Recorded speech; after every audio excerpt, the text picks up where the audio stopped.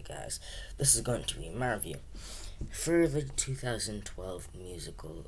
Um, oh God, how do I pronounce it? Les Miserables.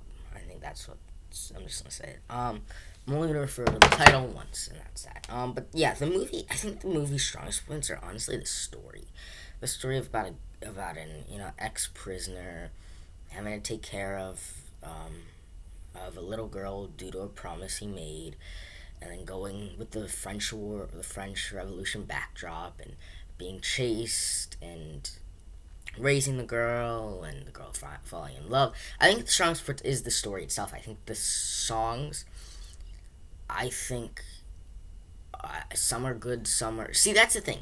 This film is not really doesn't have a lot of quote unquote songs. It's more of lyrics instead of dialogue. Where there's sometimes they'll just say like two lines of the the difference is that it's not songs, it's singing. Where sometimes they'll be like saying two lines and then that's it. That's not a song. That's saying two lyrics or whatever. Which kind of is interesting. I think it is interesting to have a film where every single line is not dialogue but lyrics. But especially with such a fast paced story, it sometimes can be hard to follow. And I think that's the thing is where I'm interested in more of the story and the story being told than actually just the singing part of it. And maybe that's the problem for me. Obviously, that's not the problem for most people, but I'm sure that's for me. But I still enjoyed it. I think it was this, and the visuals of this film are great. And so I had a lot of fun with this. I really did. I think it was, an interesting film for me to watch, but also kind of fun one and a crazy one and one that just feels epic in every sense of the way. It's like almost 3 hours. It's about 2 hours 40 minutes. So it's a long film too, but it doesn't feel that long. I think it's because the story's always moving that helps with the pacing, and I think it. But I mean, yeah, I think there is but honestly I think there is parts you could have cut to to expand on other parts of the story where I feel like they didn't fully establish the relationship between God, now I gotta Google the movie. No, I'm not gonna Google it.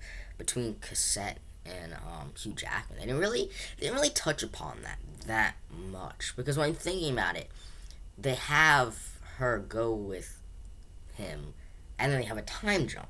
Which it what I love about the time jumps is it's clear when each act starts. This is a clear three act story where it's like the first act is clear with Cassette's mother, and then getting Cassette. That's the clear first act. And the second act is when you move into the time jump, and I think it's this idea of clear different acts, and then the third and final act is probably when you start to get into the French Revolution war aspects of it. So that's very interesting. Yeah.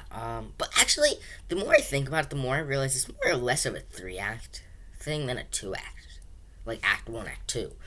Because when I think about it, yeah, after the time jump, it's kind of almost like halfway through the movie, and the rest is kind of big war stuff. But sort of not. I don't know. That'll be interesting to see.